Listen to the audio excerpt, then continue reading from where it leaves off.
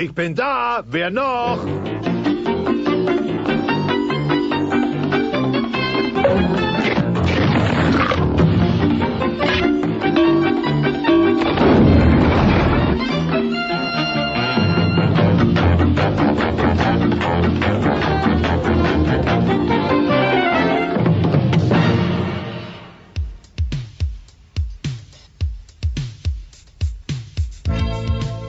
Es ist Fütterungszeit und das Dino-Baby hockt im Kindersitz und hat Hunger.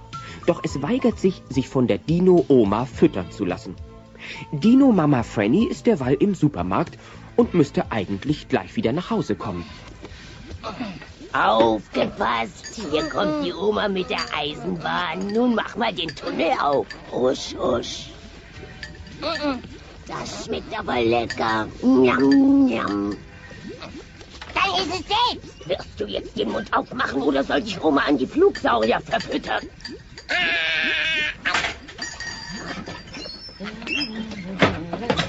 Oh, so ein braver Junge. Ist schön sein Breichen. Ist er artig gewesen? Klar, Franny ist ein Musterbaby gewesen. Mehr bitte.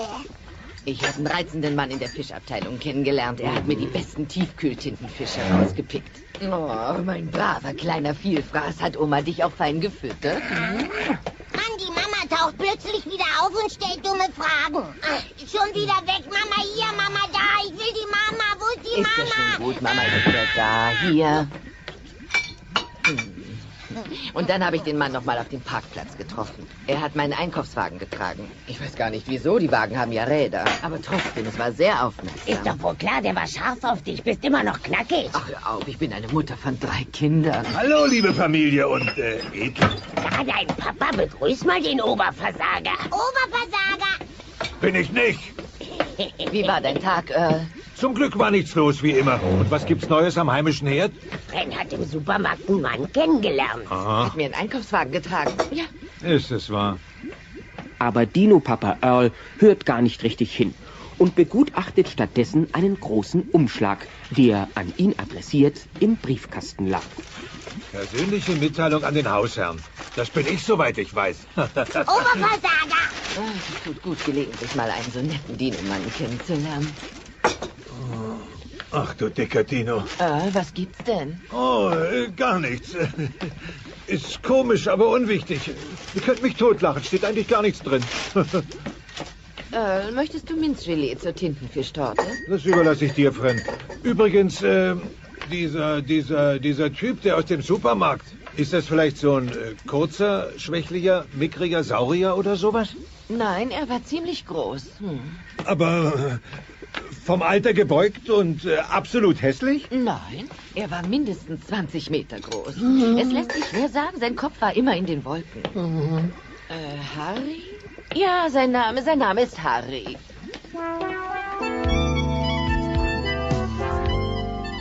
Dino-Papa Earl ist verzweifelt. Doch noch lässt er sich nichts anmerken. Erst als er dann am nächsten Morgen mit seinem Dino-Freund Roy in der Frühstückspause auf der Baustelle zusammensitzt, lässt er seinem Herzen freien Lauf. Der Schrecken hat einen neuen Namen. Und der ist Harry. Hier steht es, schwarz auf weiß. Von der Anwaltskanzlei Stachelrücken, Rippenbrecher, Spitzhorn und Söhne. Ja, sehr geehrter Herr Sinclair, ich schreibe Ihnen im Auftrag unseres Mandanten Harry, der Ihre Frau im Supermarkt kennengelernt hat und sie gerne zu seiner Frau machen möchte. Gemäß Paragraph 412 Artikel 9 des Naturgesetzes ist unser Mandant dazu nach einem kurzen Zweikampf berechtigt, den Sie keinesfalls überleben können, denn Ihre Chancen sind gleich 0, da unser Mandant 9-mal so groß ist wie Sie und bisher ungeschlagen. Harry wird sich am Freitag um 6 bei Ihnen einfinden, um Haus und Familie zu übernehmen. Freitag? Dienstag, noch 3 Tage. PS. Falls Sie beim Aufsetzen Ihres Testaments anwaltliche Hilfe brauchen, stehen wir Ihnen gerne zur Verfügung. Mann, das ist aber nett von denen. Ich weiß, dass es diesen Beruf noch nicht lange gibt und ich will mich auch nicht gegen alles Neue stellen, aber ich kann Anwälte nicht leiden. Was sagt Fran eigentlich zu der verfahrenen Kiste?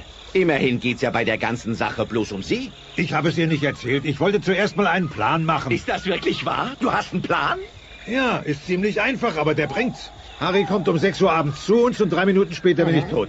Vielleicht mache ich es ja noch 5 Minuten länger, wenn ich mich im Bad einschließe. Weißt du, mein Freund, trotzdem, du kannst froh sein, dass wir heutzutage zivilisiert miteinander umspringen. Früher, als wir noch nicht zivilisiert waren, hätten ein Typ wie Harry dir aufgelauert, dich von hinten gepackt und dir einen Kopf abgebissen. Aber heute kriegst du vorher einen so netten Drohbrief. Hey, was ist mit dir? Hast du irgendwas? Was faselst du da von Zivilisation? Der will mich in meinem eigenen Wohnzimmer auseinandernehmen. Leg dich wieder ab. Ich bin zwar nicht so schlau wie einer von diesen Rechtsanwälten, aber ich weiß, in solchen verzwickten Fällen gibt es immer einen Ausweg. Wirklich? Und der wäre? Naja, also in deinem Fall hast du das Recht, den Flugsaurier zu machen. Das Naturgesetz legt eindeutig fest, dass dir immer noch das Recht bleibt, vor ihm wie ein hilfloses Kaninchen auf und davon zu hoppeln. Also, renn ich nicht weg, zerlegt mich dieser Kerl in meine Einzelteile. Und wenn ich flitze, hält man mich für immer und ewig für einen Feigling. Beides hat irgendwie seine Vorteile.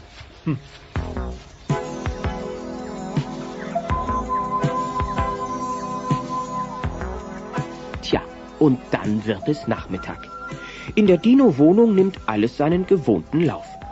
Die Dino-Oma liest dem Dino-Baby aus dem Märchenbuch vor, während sich Dino-Mama Franny den Abwasch vornimmt.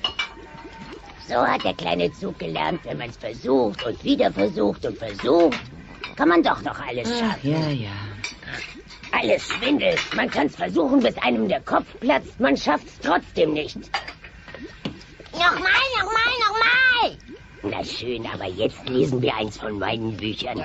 Es heißt Leidenschaft im Sumpf. Nein, Mutter, lies ihm nur Kindergeschichten vor. Aber das mache ich doch. Oh, Mama, guck dir das mal an. Es war einmal vor vielen Ja. Jahren. Karl stand auf seinem schnittigen Surfbrett. Sein schuppiger Körper glänzt in der Sonne.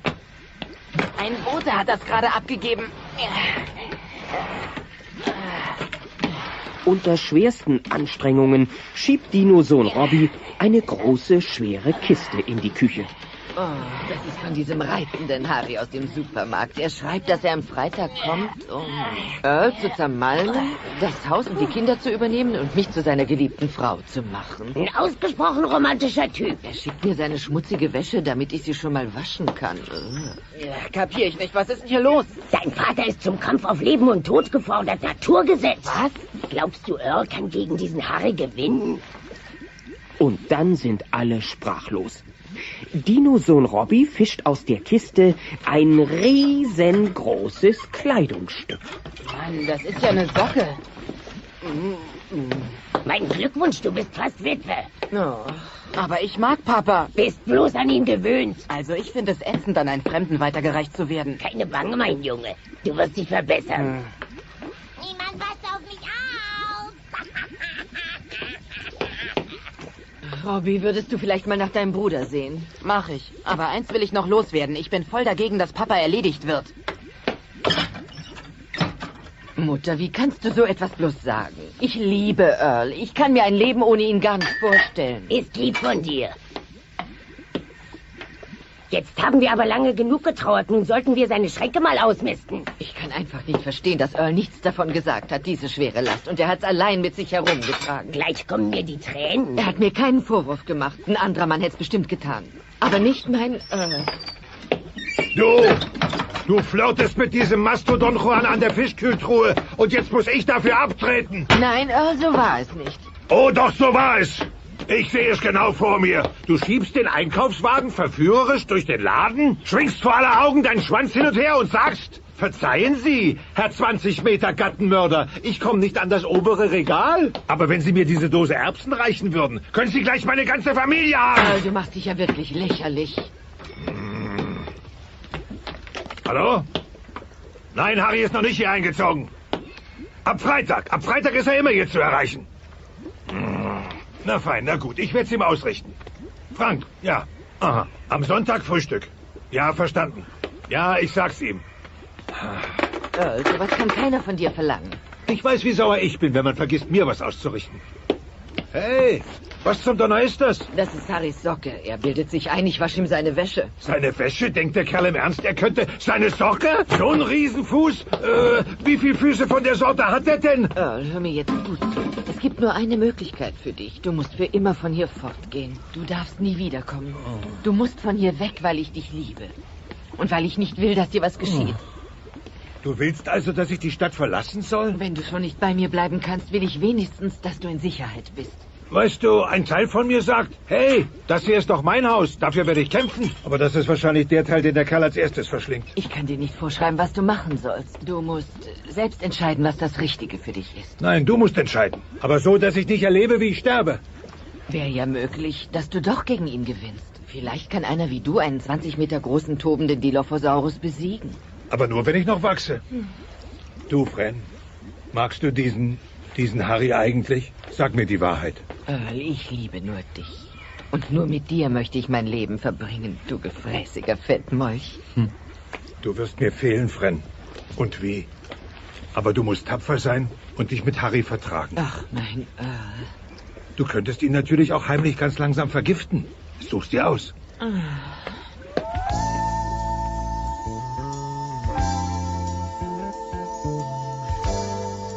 Dino-Papa Earl weiß sich nicht mehr zu helfen und entscheidet sich schweren Herzens, seine Dino-Familie zu verlassen. Das Dino-Baby sitzt vor dem Fernseher, als Dino-Papa Earl das Wohnzimmer betritt, um den Kindern seinen Entschluss mitzuteilen. Ich bin nicht nur Robby? Präsident des Pornclubs für Ja, Männer. Papa? Ich habe ebenfalls von unserem Du weißt sicher von meinem Duell.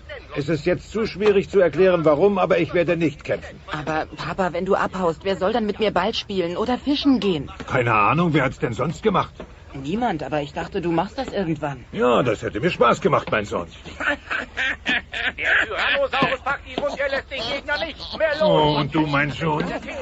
Junior, wenn du mal erwachsen bist und ich nur noch ein Foto an der Wand für dich bin, wirst du dich dann noch an das erinnern, was uns einmal verbunden hat? Weg, weg, weg! Schon verstanden, du willst Fernsehen. Das ist Papas kleiner Junge.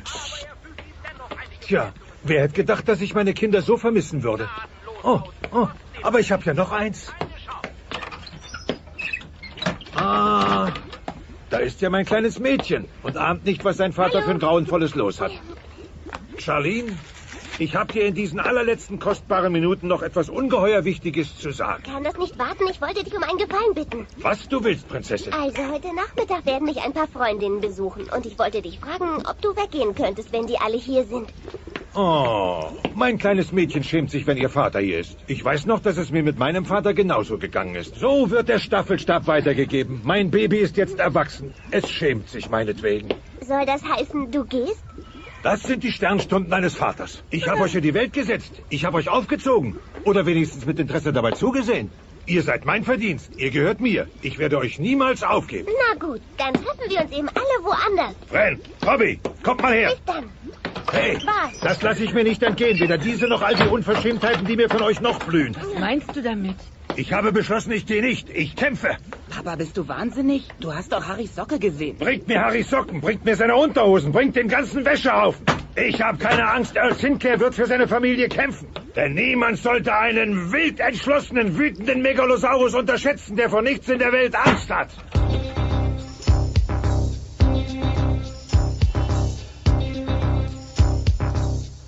Und Dino-Papa Earl hat auch schon eine tolle Idee.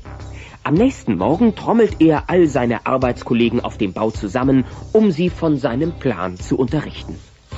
Also ich habe mir das so gedacht. Wenn wir alle zusammenhalten, kann er keinem von uns was tun. Ja, aber uns tut er ja sowieso nichts. Harry will doch nur dich erledigen. Genau. Ja. Ich meine ja nur, wir müssen uns zusammentun. Denn jedem von uns kann sowas passieren. So ist unbedingt. Genau, bloß du bist mit Fran verheiratet. Eben. Ja, machen wir endlich Pause. Leute, wartet mal. Später. Unser Freund Earl steckt in der Klemme. Er braucht unsere Hilfe. Also, wer kommt am Freitag? Na, Schade, da muss ich meine Mutter Beim besuchen. nächsten Mal bin ich bestimmt dabei, klar? Mann. Die haben alle schon was vor. Wer hätte sowas gedacht? und was ist mit dir, Roy? Earl, du bist schon ewig mein bester Freund. Ich würde dich niemals im Stich lassen, wenn du mich brauchst. Sieh mal, ich habe dir einen Ratgeber mitgebracht. Oh, zum Duell herausgefordert. Ratgeber für den Kampf auf Leben und Tod. Wir werden dich mit diesem Ratgeber so in Hochform bringen, dass Harry mächtig ins Schleudern kommen wird, bevor er seinen nächsten Gegner erledigt. Na? Ja! Du bist der Champion!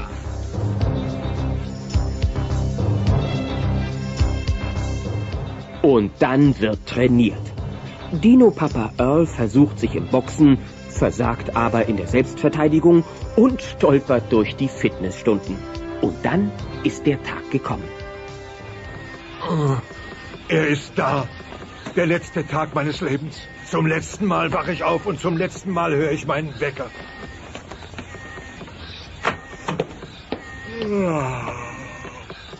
Mach's gut. Leb wohl, mein treuer Zeitanzeiger.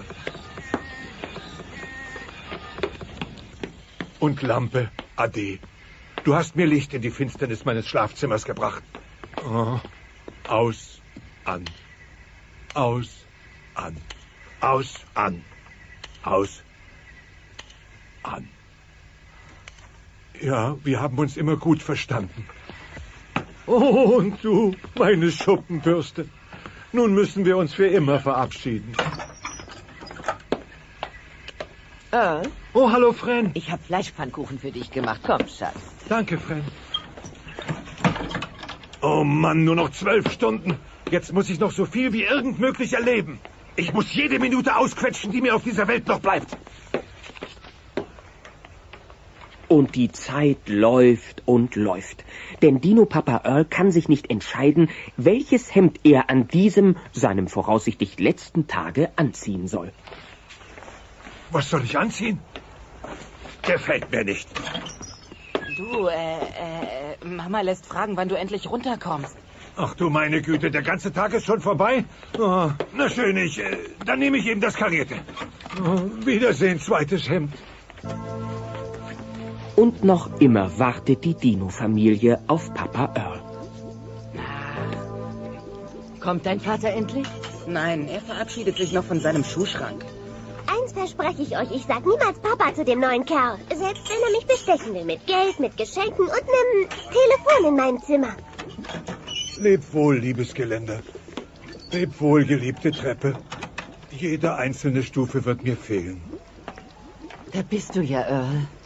Tja, zu guter Letzt meine geliebte Familie. Wie soll ich mich nur von euch verabschieden? Bis bald.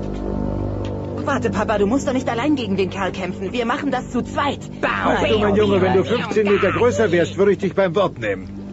Macht jetzt lieber die Augen zu, sonst müsst ihr euch später die Seele reparieren lassen. Dino-Papa Earl nimmt all seinen Mut zusammen, öffnet die Haustür und blickt in Augenhöhe auf einen riesigen, klumpigen Dinosaurierfuß. Der Rest des Ganzen zieht sich in die Höhe und ist für Dino-Papa Earl nicht zu überblicken. Entschuldigen Sie, wohnen hier die Sinclairs? Tja, also den Schwachpunkt angreifen, den Schwachpunkt! Dino-Papa Earl greift an und schlägt mit aller Kraft gegen den Fußknöchel des gewaltigen Dinosauriers. Hey, was soll das? Aufhören, ich bin kitzlig. Und wupp, im Reflex schlägt der große Dinosaurier ein Loch in das Dach des Dinohauses, durch das er nun mit seinem neugierigen Auge hineingucken kann. Ich glaube nicht, dass ich gegen den gewinne. Hören Sie, ich habe hier eine Verabredung mit Earl Sinclair. Also, der bin ich mal gewesen. Oh, darf ich Ihnen nun Ihre neue Familie vorstellen? Das ist Ihr Sohn Robbie. Das ist Ihre Tochter Charlene. Guten Tag. Und das Ihr neues Wo Baby. ist der Rest von dem? Und Ihre Frau Fran kennen Sie ja wohl schon. Siehst toll aus, Fran. Warte, ich beiß nur noch schnell deinem Nachbarn den Kopf ab. Harry, eins möchte ich Ihnen von vornherein klar machen. Ich liebe Earl. Er ist der einzige Mann, den ich je geliebt habe. Und ganz gleich, was heute hier passiert, er ist der einzige Mann, den ich je lieben werde. Von hier oben sieht er ziemlich klein und dicklich aus. Hey, passt auf, wirklich? Kleiner. Das ist mein Papa. Von hier unten sieht er aber goldrichtig aus, verstanden? Genau. Und das Ja. ist mehr, als ich von ihm Mama, sagen gib's kann. ihm. Finde ich auch. Sie aufgeblasener, gefühlloser, arroganter. Hör mal, Liebling. Ich wollte einen langsamen und qualvollen Tod eigentlich vermeiden. Was glauben Sie eigentlich, wer Sie sind? Der deinen Einkaufswagen getragen Na hat. und? Ich habe überhaupt kein Interesse an Ihnen. Ich will, dass Sie von hier verschwinden. Hauen Sie ab. Möchte vielleicht jemand einen Kaffee? Wie wär's, Harry? Fran, ich hab doch nur gedacht... Sie haben gedacht? Sie haben überhaupt nichts gedacht. Denn wenn Sie nachgedacht hätten, wäre Ihnen klar geworden, dass das hier mein Leben ist. Mein Heim, meine Familie. Und Sie haben nicht das Recht, mir das alles zu nehmen. Genau. Earl, die da hast du geheiratet? Vor 19 Jahren. 19 Jahre? Du musst aus Stahl sein. Sie hat einen schweren Tag hinter sich. Sie soll immerhin Witwe werden. Hört mal, Fran Earl, mir fällt da gerade ein, ich bin vielleicht doch noch nicht reif genug, um mich festzubinden. Nicht reif genug? Naja, ich dachte schon, ich wäre langsam soweit, aber ich hatte mir als Frau etwas weniger Schreckliches vorgestellt. Frechheit. Na, Vorsicht, Sie reden da von unserer Frau. Die kannst du behalten, Earl. Na fein, dann nehmen Sie allmählich mal den Fuß von meiner Schwelle. Ja, verstellen Sie mal die Pinien wieder auf, die Sie umgeworfen haben. Das reicht, ich glaube, wir haben es geschafft. Tja, war wirklich nett, euch kennengelernt zu haben. Hast eine Spitzenfamilie, Earl. Viel Spaß noch. Bravo, Mama. Wir sind los. Ja, man tut eben, was man kann. Du hör mal, Mama, auf dem Schulhof ist so ein großer Typ, der mich immer anmacht. Naja, und vielleicht kommst du mal und machst ihn so richtig Hey, einen Moment mal. Ich bin der Vater und wenn irgendwer in deiner Schule aufkreuzt und ein Kind versohlt, dann bin ich das. Alles klar, danke, Papa. Liebling, du warst ja so mutig. Ja, kannst du mir genau sagen, wann? Als du die Tür aufgemacht hast und dich diesem Harry stellen wolltest. Ja, wirklich, das wollte ich, stimmt. Ich habe aufgemacht und dann stand ich vor ihm. Jedenfalls vor dem Teil, den ich gesehen habe. Hast du mitgekriegt, wie sein Knöchel geflattert hat?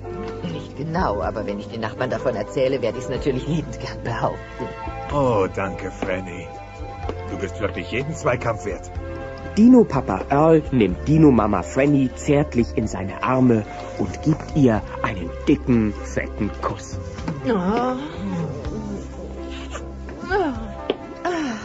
Mehr. Ja.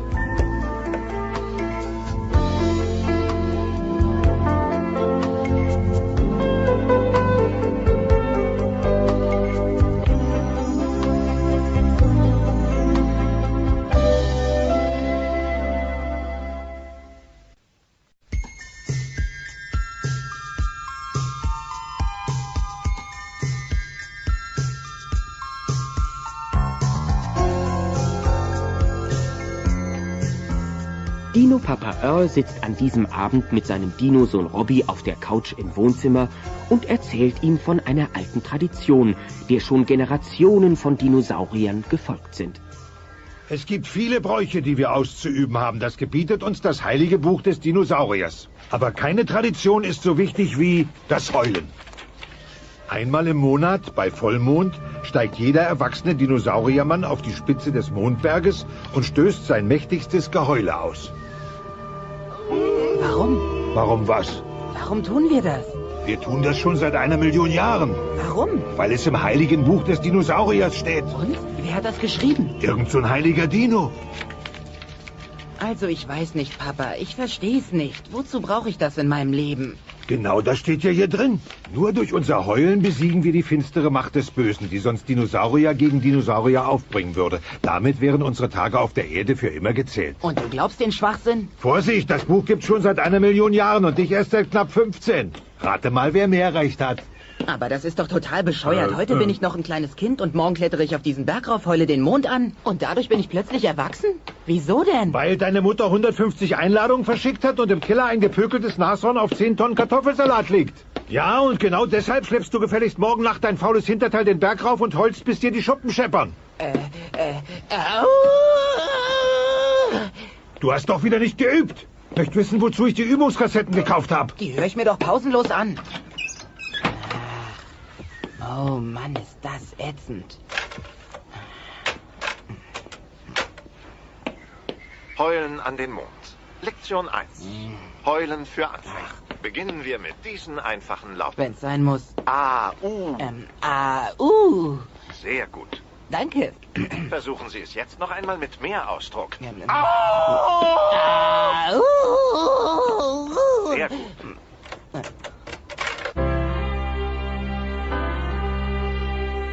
Währenddessen treffen Dino-Mama Franny und die Dino-Oma erste Vorbereitungen für das große Fest. Das Dino-Baby hockt wie üblich im Kindersitz und betrachtet erstaunt das Nashorn, das vor wenigen Minuten vom Schlachter geliefert wurde. Aber in die Pfanne wird es nicht passen. 4,95 die Tonne. Und die Betrüger haben sogar die Knochen drin gelassen. Also ich zerleg das Vieh nicht. Was meinst du, 30 Stunden bei 300 Grad? Zu meiner Zeit war das noch ein beschauliches Fest. Da gab's keinen flambierten Nashornbraten und nicht so viel Tamtam. Voller Freude erlauben sich Herr und Frau Sinclair und Baby Sie zu einem feierlichen Empfang zu sich Und dem Baby. zu bitten, da Robert Max Sinclair, ihr Sohn, mit seinem ersten großen Heulen den Mond anrufen wird. Absagen werden nicht entgegengenommen.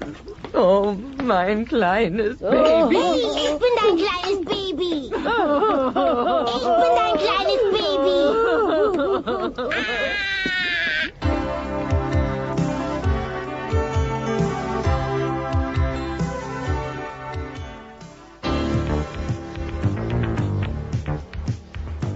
Dino-Tochter Charlene ist derweil sehr neugierig, ob ihr Dino-Bruder Robbie beim Üben des Mondheulens schon Fortschritte macht und betritt, ohne anzuklopfen, das Kinderzimmer. Ich sehe, du bist voll beim Üben. Los, raus, Charlene. Lass doch mal einen Heuler hören. Nein, Nein, warum? weil ich Nein gesagt habe. Weil dein Geheul verrostet Klingt überhaupt nicht verrostet. Verrostete Heulboje. Hat dir schon mal jemand den Kopf Da abgebissen? habe ich aber Angst, du erwachsener Mann. Ach ja? Na dann pass mal auf.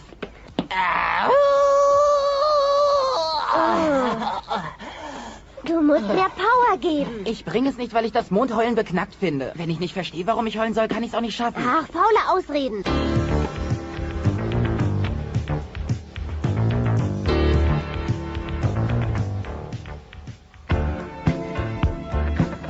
Am nächsten Morgen sitzen Dino-Papa Earl mit seinem Dino-Freund Roy und den anderen Arbeitskollegen der Baustelle auf einer Wiese und mampfen ihr zweites Frühstück. Jetzt gibt's was zu mampfen. Mahlzeit. Oh, weißt Mann. du was, alter Freund? Es kommt mir vor, als wäre es erst gestern gewesen, dass ich Robbie zum ersten Mal gehäutet habe. Ja. Und heute Nacht steigt er schon auf den Berg. Ja, wart erst mal ab, bis du ihn heulen hörst. Bin gespannt, bin gespannt, bin gespannt. Ja, hey Roy, ich wollte dich mal was fragen. Es wird dir wohl schon aufgefallen sein, dass du mein bester Freund bist. Danke gleichfalls, alter Freund. Naja, weißt du, und heute Nacht, oben auf dem Berg, braucht Robbie einen Heulpaten, der ihm bei seinem ersten großen Geheul beisteht. Genau? Ich wollte fragen, ob du das machen willst, Roy. Das geht mir richtig ans Herz. Mann, ich bin so gerührt, dass ich kaum noch sprechen kann. Dann ist doch erst mal auf. Ich kann nicht, denn ich bin so überwältigt, dass du mich ausgewählt Dann hast. sei nicht so überwältigt. Du kennst mich jetzt schon eine ganze Weile und du weißt, ich halte überhaupt nichts von Gefühlsduselei und solchem Schmalzen. Auch auf die Gefahr hin, dass irgendwelche Gerüchte aufkommen, möchte ich sagen, dass ich mich dir jetzt sehr nahe fühle. Bitte hör auf, sag kein Wort mehr. Ich finde es einfach unappetitlich, wenn du dauernd mit vollem Mund sprichst. Mann, ich sehe die ganze Zeit dein Mittagessen. Und dein Mittagessen kann mich sehen. Ehrlich? Wie geht's denn so? Bitte sag ihm, dass das widerlich ist. Hören Sie mal, ich will ja nicht meckern, aber da muss ich Ihnen wirklich recht geben. Earl, du hast mich verletzt und in Gegenwart meines Mittagessens beleidigt. Fällt's dir denn so schwer, deinen Mund beim Essen zu schließen? Fällt's dir denn so schwer, die Augen zu schließen, wenn ich was esse? Du brauchst doch bloß deinen offenen Mund aus meiner Blickrichtung zu nehmen. Dann mach doch die Augen zu. Mach den Mund zu! Mach die Augen zu. Mach den Mund zu! Hey, was soll denn das? Nun reg dich mal wieder ab. Ist wirklich nicht der passende Augenblick für Zoff. Ausgerechnet, wenn Robbie heute Nacht den großen Heuler loslässt. Hast ja recht, stimmt. Bin heute ein bisschen nervös. Dann werde ich heute Abend um 7 anmarschieren. Sagen wir 7:15. Kommst ja immer zu spät. Und zieh dir was Ordentliches an. Hey, gefallen dir meine Klamotten nicht?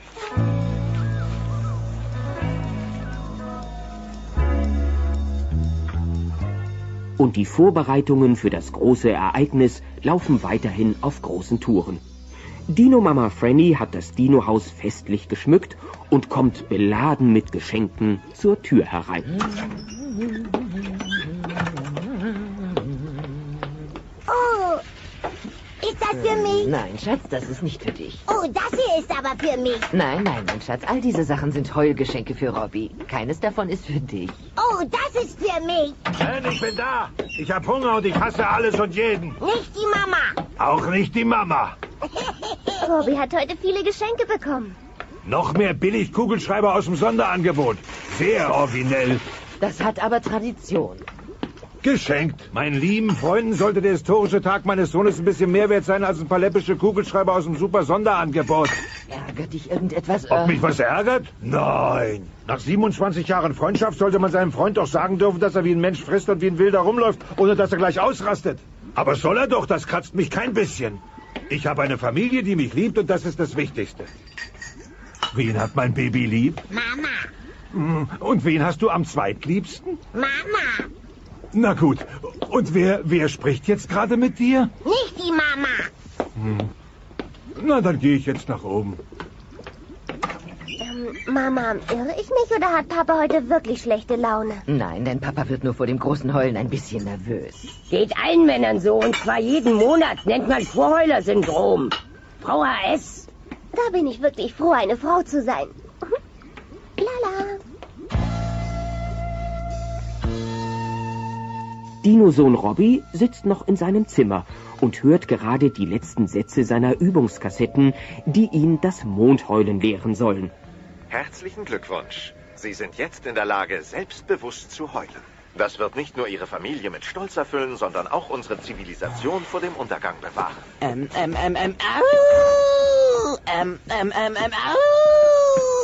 So ein Schwachsinn. Wem will ich denn was beweisen? Also dann, mein Junge, die Vorstellung kann losgehen. Papa, ich habe ein echtes Problem damit. Hey, kriegt mein Kleiner etwa das große Flattern? Komm mal her. Wieso, was hast du denn vor? Ich werde dir mal erzählen, was mir damals mein Vater gesagt hat, bevor ich den ersten großen Heuler losgelassen habe. Ach ja? Er hat damals gesagt, Earl, mach jetzt endlich die Badezimmertür auf. Was? Du musst das nicht wörtlich nehmen, aber ich glaube, du verstehst es. Ja.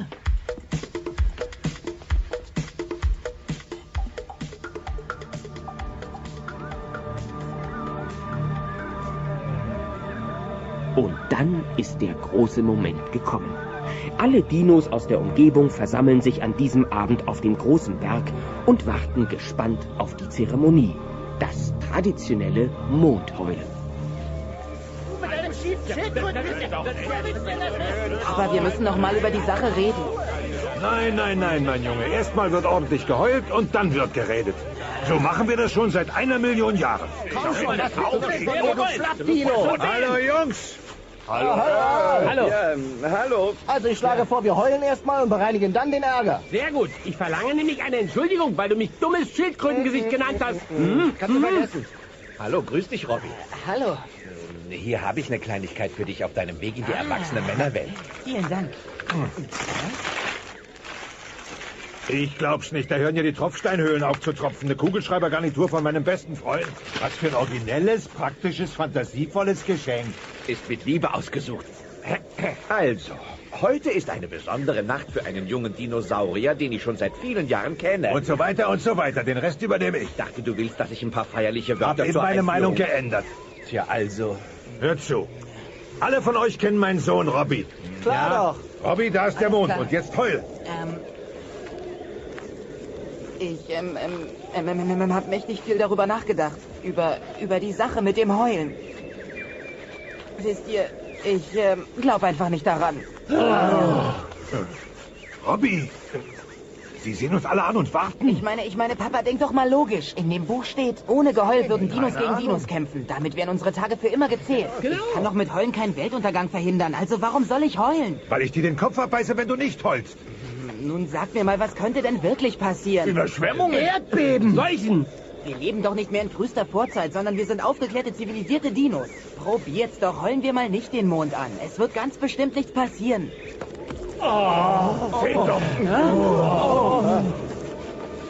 Und dann passiert das Unglaubliche. In Sekundenschnelle schiebt sich eine schwarze Wolke vor den Mond und verdunkelt das gesamte Dino-Tal. Da, er ist weg. Das ist das Ende der Welt. Der Weltuntergang. Der Weltuntergang. Bleibt Alle Dinos verlassen fluchtartig den großen Berg und laufen ängstlich in ihre Häuser. Auch unsere Dino-Familie sitzt mit Taschenlampen im Dunkeln auf der Couch und harrt der Dinge, die da kommen.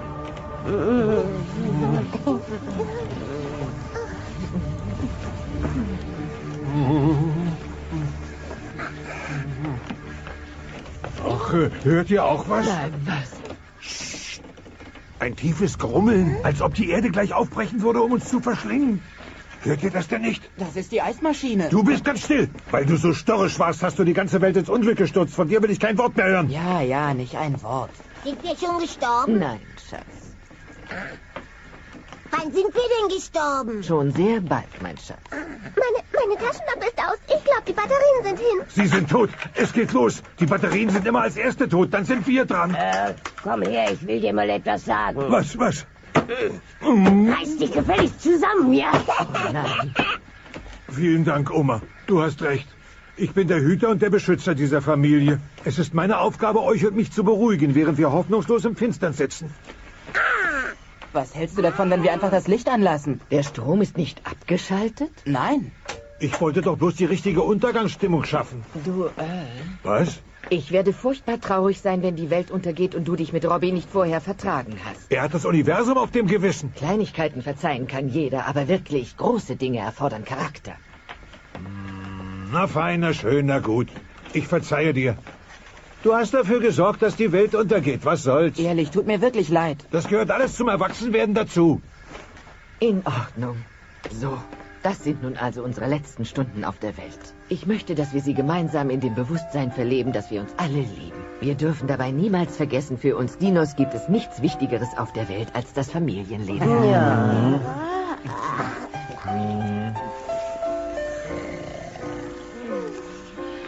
Eng und aneinander geschmiegt schläft die Dino-Familie vor dem Fernseher ein. Und dann, am nächsten Morgen... Hey, seht mal da. Oh, die Sonne ist aufgegangen. Es ist wieder Tag geworden. Echt stark. Sind wir gestorben? Nein. Hast du's versprochen? Hier. Siehst du, Papa, die Welt ist nicht untergegangen. Zeig mal her. Na klar, ich schlage vor, wir betrachten das als einen Neuanfang. Man könnte doch sagen, dass heute das ganze Sauriergeschlecht neu geboren wurde und vielleicht wird nichts mehr so sein wie früher.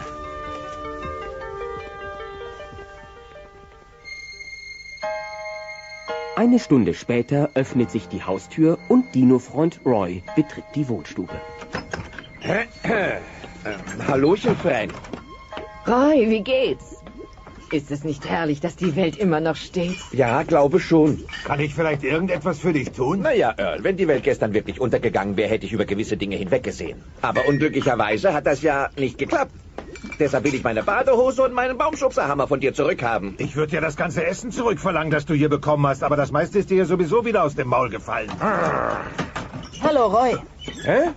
Oh, hallo, Robbie. Hör gefälligst auf, so mit meinem Sohn zu reden. Was? Ich rede mit deinem Sohn so, wie ich will. Tag, Robbie. Guten Tag, Robbie. Tag, Robbie. Tag, Robbie. Tag, Hey, Robbie. hey, hör doch auf. Das reicht. Onkel Roy, was ist denn mit euch beiden? Ihr wart schon die besten Freunde, bevor ich geboren wurde. Könnt ihr euch nicht vertragen? Das soll wohl Nein heißen, vermute ich. Earl, du wirst sofort deinen Kopf aus deinem Mund nehmen. Er hat aber angefangen. Nun seht ihr es mal selbst, er redet schon wieder mit vollem Mund. Roy, wenn du meinem Mann den Kopf abbeißt, dann...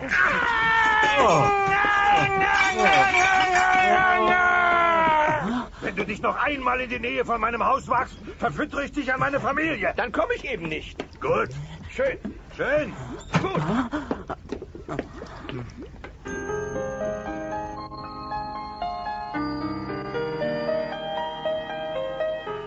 Dino-Sohn Robbie sitzt in seinem Kinderzimmer und ist verzweifelt. Er blättert in dem heiligen Buch des Dinosauriers und ist sich plötzlich nicht mehr sicher, ob sein Handeln, die alte Dino-Tradition des Mondheulens zu brechen, ein weiser Entschluss gewesen war. Nur durch unser Heulen besiegen wir die finstere Macht des Bösen, die sonst Dinosaurier gegen Dinosaurier aufbringen würde. Und auch die Nachrichten berichten von sonderlichen Begebenheiten. Wird vermutet, dass die vielen Zwischenfälle mit dem ausgefallenen Geheul in der vergangenen Nacht zusammenhängen.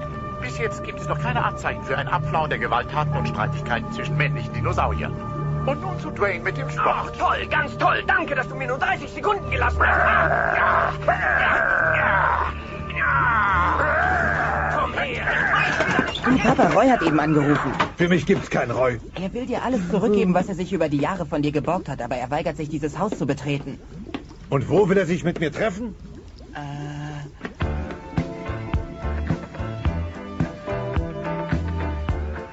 Dino-Sohn Robbie begleitet Dino-Papa Earl zu dem Treffen mit seinem Dino-Freund Roy. Zu einem uns wohlbekannten Berg an einer riesigen Schlucht. Na, da sehe ich doch sofort auf den ersten Blick, dass meine Grillschürze fehlt. Ich habe gedacht, die Grillschürze hast du mir geschenkt. Sie war ein Geschenk für einen Freund. Also will ich sie jetzt von dir wieder zurück. Hey, Roy! Papa, hör doch damit auf! Na, der da hat mich doch hierher bestellt. Hab ich nicht, du hast mich hierher bestellt. Hört zu, ich konnte nicht anders. Ihr solltet herkommen, um zu heulen. Mit dem würde ich nicht mal heulen, wenn er der allerletzte Dino auf der Erde wäre. Außerdem gibt es gar keinen Grund mehr zu heulen. Doch, den gibt es. Ich hab's nur leider vorher nicht verstanden, aber wenn ihr nicht heult, geschehen furchtbare Dinge. Ist überhaupt nicht wahr. Die Welt ist nicht untergegangen. Es ist gar nichts Schlimmes passiert. Ihr seid keine Freunde mehr. Eine lebenslange Freundschaft steht vor dem Ende. Ist das denn nicht schlimm genug? Nein, ich freue mich. Na gut, na fein. Vielleicht habe ich mich geirrt. Aber du hast schon recht, Papa. Ein Freund würde wohl auch kaum sagen, dass du ein schlapper Heuler bist. Hast du wirklich behauptet, dass ich ein schlapper Heuler bin? Ich weiß nicht genau. Hab ich das? Ich kann mich genau erinnern. Hast du? Gut, dann werde ich's wiederholen. Schlapper Heuler. Oh ja? Ich kann dich doch locker beim vollsten Vollmond unter den Tisch heulen. Was du nicht sagst. Allerdings. Na, dann zeig's mir. Kannst du haben.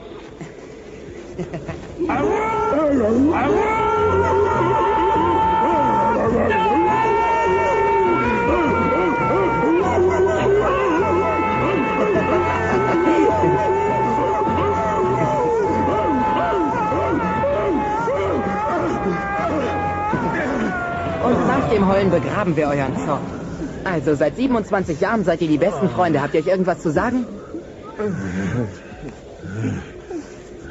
Hör zu, das ganze geborgte Zeug kannst du ruhig noch ein bisschen behalten. Danke. Ganz besonders, weil meine Wohnung jetzt vollkommen leer ist. Bis auf die Grillschürze, versteht sich. Tut mir leid, dass ich die Kugelschreibergarnitur so runtergemacht habe. Ich weiß, die ist nicht besonders originell. Aber weil ich nun mal keine eigenen Kinder habe, wollte ich eben, dass Robbie die bekommt, die ich von meinem Vater an meinem Heultag geschenkt bekommen habe. Die hat dir dein Vater geschenkt? Ja. Und er hat sie von seinem Vater zu seinem Heultag bekommen. Oh, Mann.